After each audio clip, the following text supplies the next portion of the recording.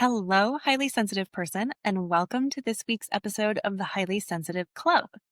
This is episode 89, and I am so excited to talk to you about today's episode because it's a theme that I've been seeing with my clients, and it's a problem that they typically don't even know that they have until I point it out to them. I started to notice this pattern with other highly sensitive people, both in our professional lives and in our personal lives.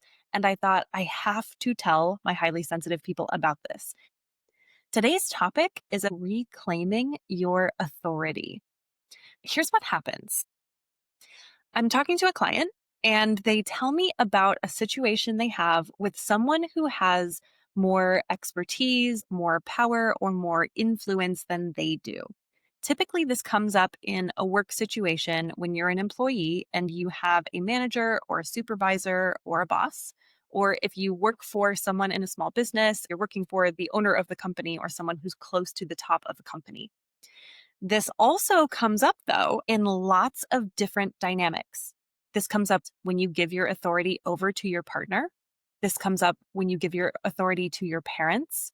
Sometimes parents give their authority over to their kids because their kids seem to be so emotionally unregulated or they get set off by things that parents tend to try to keep their kid happy in order to create more peace and harmony at home, even though they don't feel peace and harmony inside. It can show up when you give your authority to a friend who's more assertive or direct than you. It can show up when you're in a counseling or therapy situation. Sometimes clients will give their authority to their coach and hope that their coach has the right answer or the coach will tell them what to do.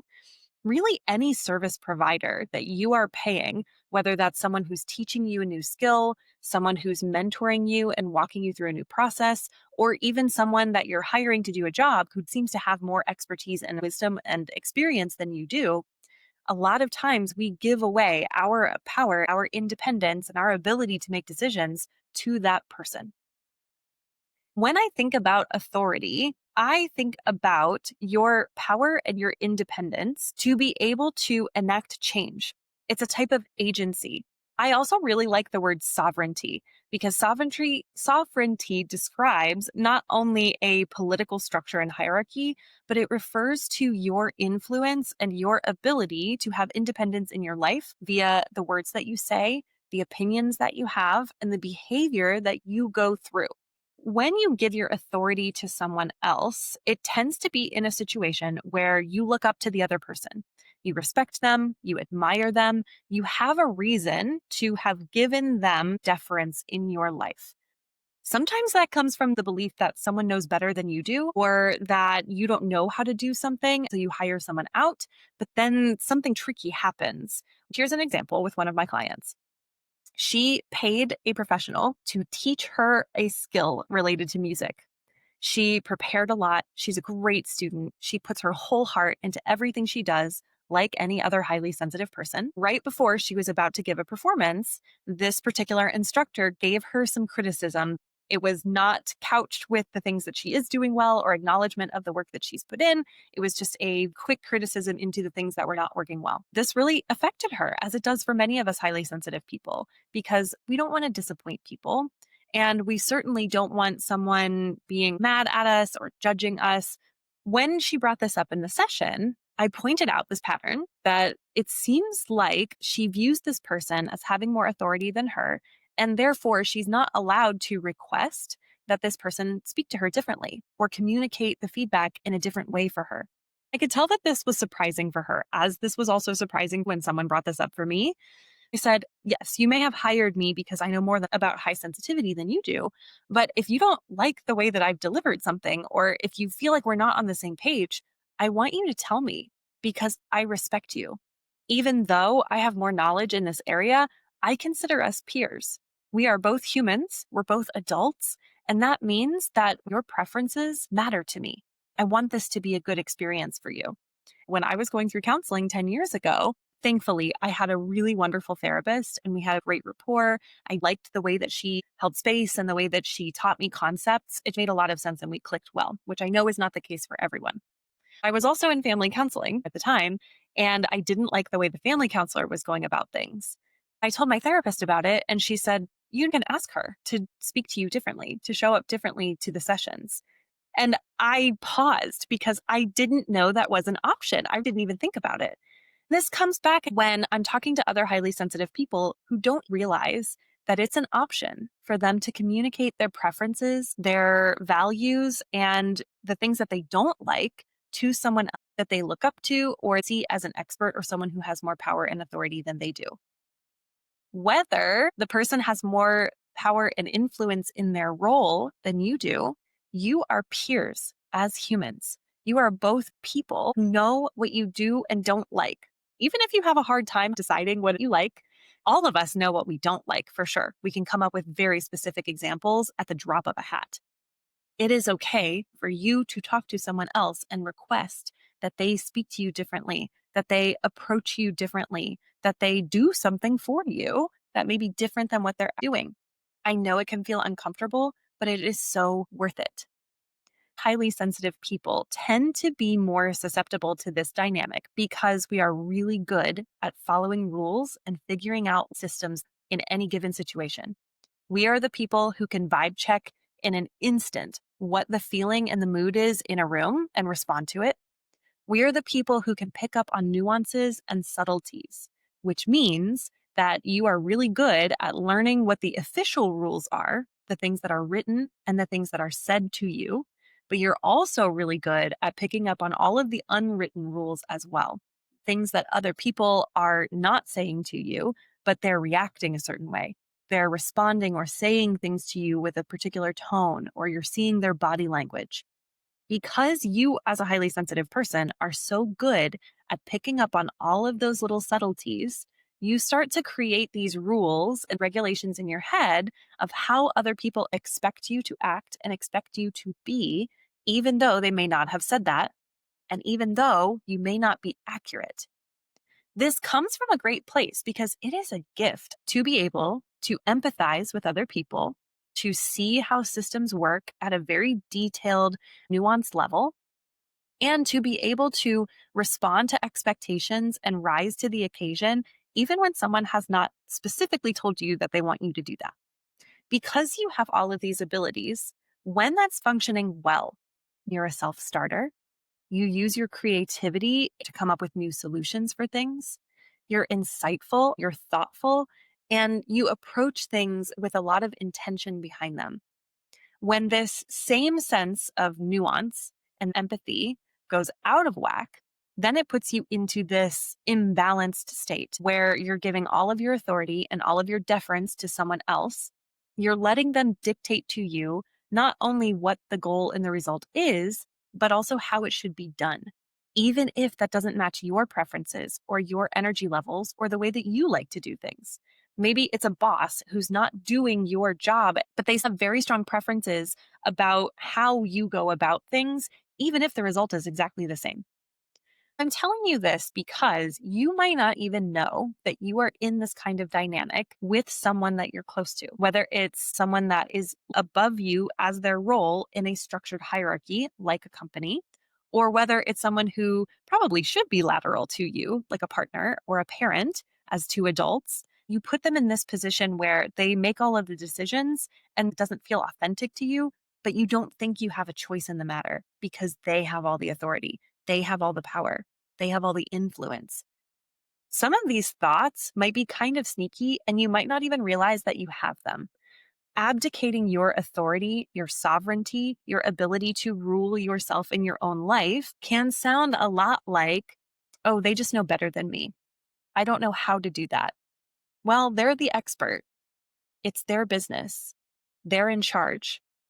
I don't really know. I'm not sure exactly how I feel or what I want. I don't know how I would do it. Any of those thoughts probably put you into a state of hopelessness, maybe helplessness.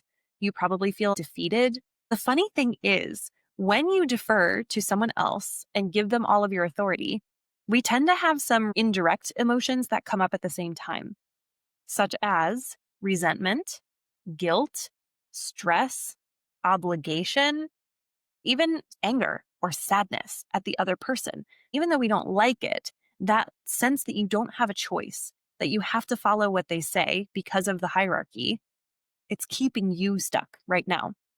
Think about a situation in your life where you have abdicated your authority to someone else. It probably started because you trust them, you respect them, you admire something that they know or the way that they handle things. And yet, you're also not sharing your side, your perspective, your preferences. You think that because you respect this person, you're not allowed to contribute, and you are. What you prefer, what you care about, the way that you think about things is really important. It's powerful, it's impactful. You are a thoughtful, intentional person who is really good at all of the roles that you are navigating throughout your day, and you deserve to be heard. So, the solution to abdicating your authority to someone else is to start expressing your preferences. This feels deeply uncomfortable in the beginning. I can say this from experience. The whole first part of my early 20s, I was deeply uncomfortable sharing my preferences and what I wanted with other people, particularly people I was close to.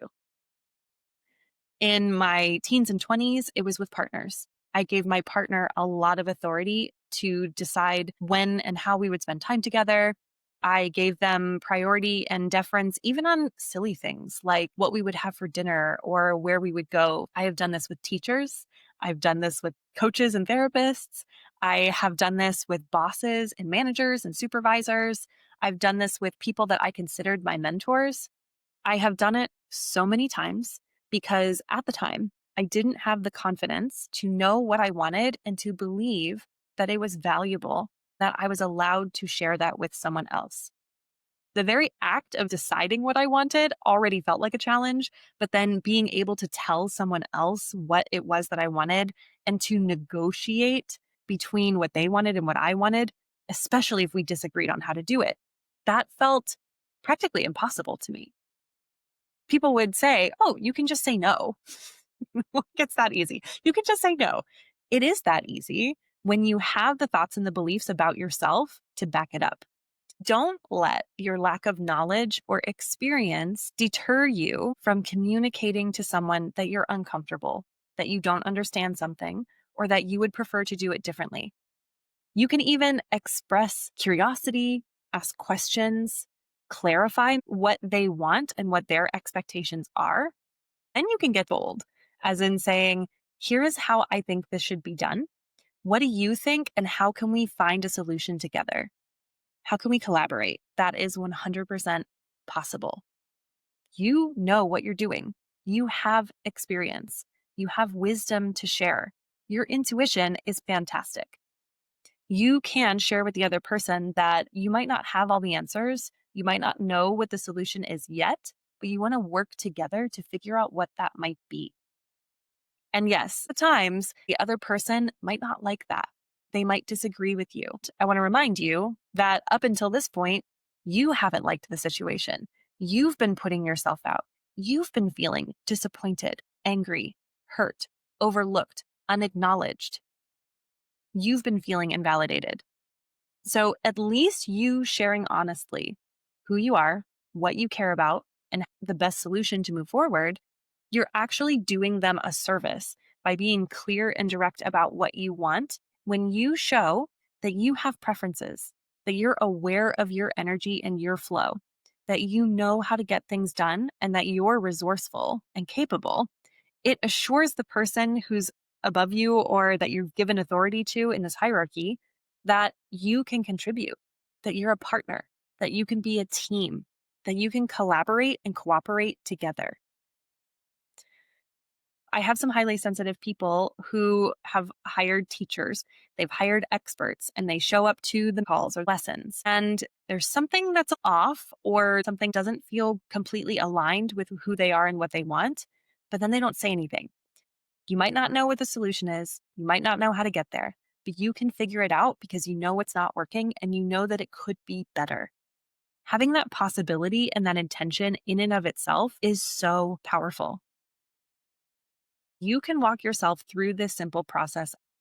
The first part is awareness of what's not working, finding the thoughts or the beliefs or even the rules that you think should be happening or are supposed to happen. Being able to say those things out loud actually makes them tangible and something that you can address directly. After you have the awareness, I want you to take a moment to feel the emotions in your body and in your head. Once you have felt it in your body, not just acknowledging it, but actually being present with your body, are you open to shifting and thinking something different?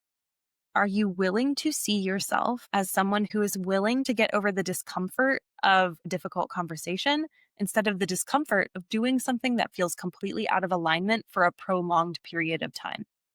Either way, it's going to be uncomfortable, but you get to decide, am I going to continue feeling the pain of this chronic stress, or do I want to go with the pain of being uncomfortable, but stand in who I want to be? I found with all of the clients that I've had this conversation with, the most important thing for them was not to change the other person's mind, because ultimately that's not something that you can control. It was to be able to say the thing that they wanted to say, regardless of what the reaction was from the other person. There's something powerful in just saying the thing that you want to say and expressing yourself clearly, honestly, and directly. Standing up for yourself is what you need to do to reclaim your authority. You don't need to get a result in order to reclaim it. You don't need the other person to respond a certain way in order to take back your authority. You choose to take it back and to act from that place. Authority is something that you can reclaim at any time. It's not given to you by other people. Nobody has to give you permission to feel the way that you feel and to express your preferences and make requests. Nobody has the right to dictate to you how you should feel, what you should say, what you should think, and the way you should approach things, as long as you both agree on what the result is. This is where the power is. Authority is not a destination that you move towards. It's something that you claim in moments and you hold for longer and longer periods of time.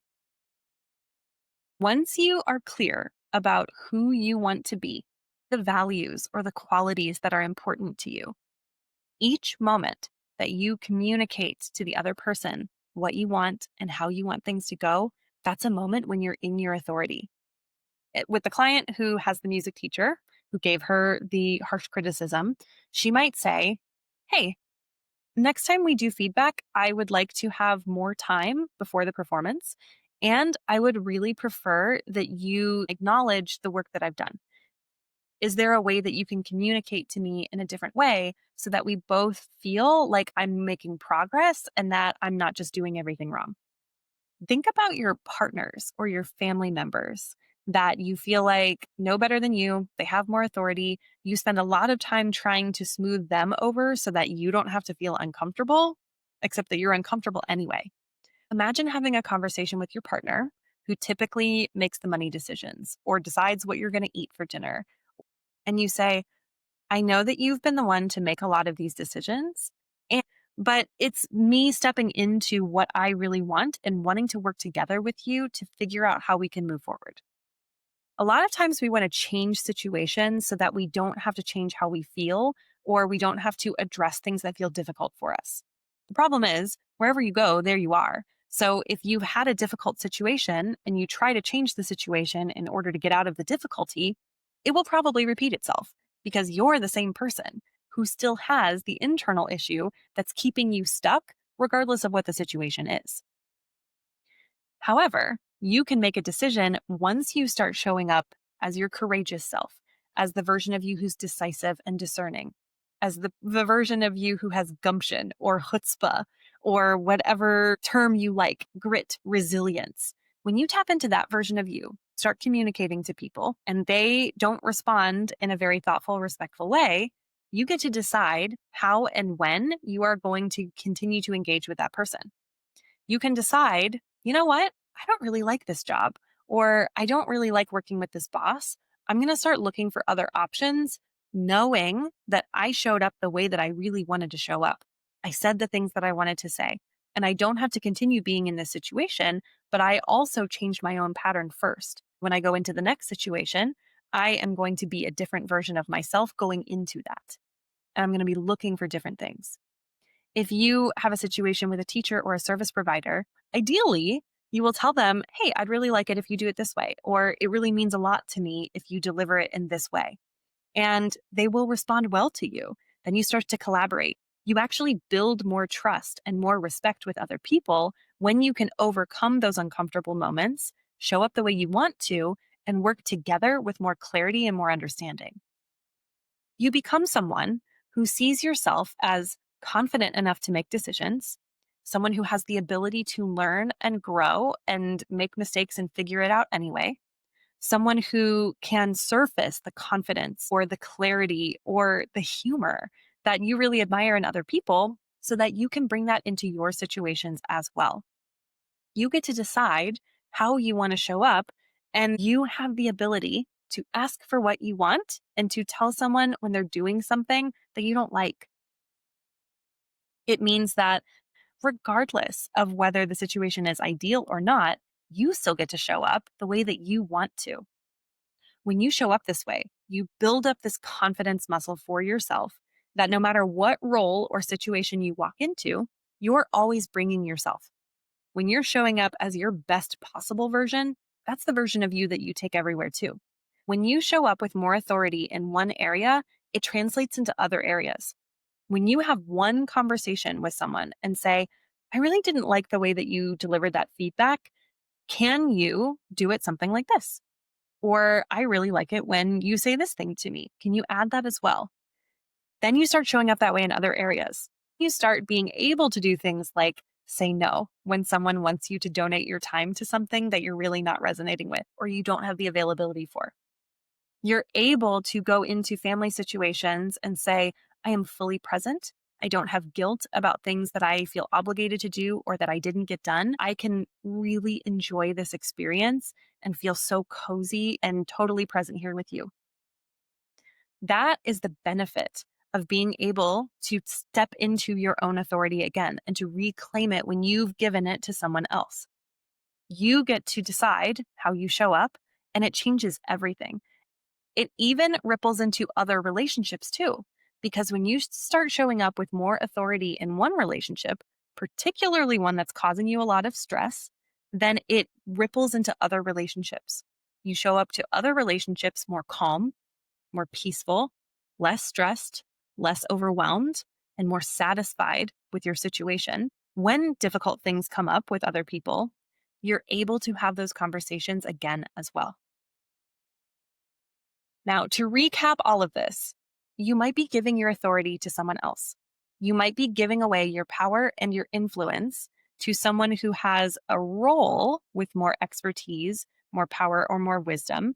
And you defer to the way that they think things should be done, or the way that you should live your life, or the way that you should work or be, instead of recognizing the structure and the hierarchy. When you reclaim your own authority, you start having more powerful conversations.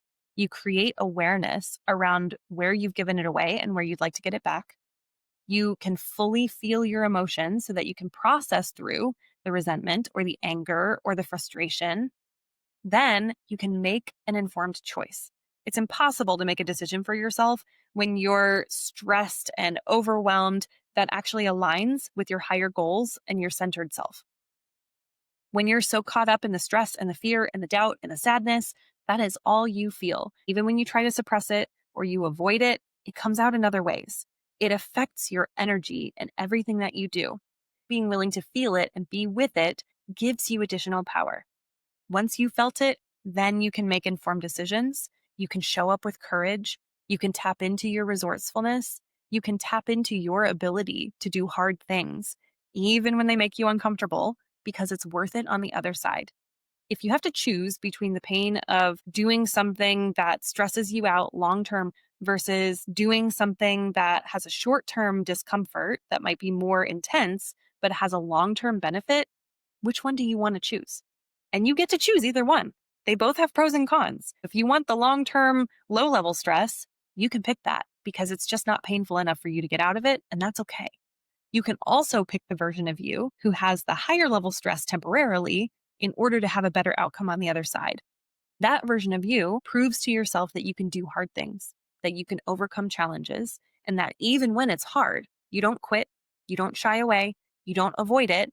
You keep going, even when it's not perfect, even when you don't know exactly how, because you're going to figure it out. You're going to become the person who steps into more and more confidence and authority, and people will respond to it.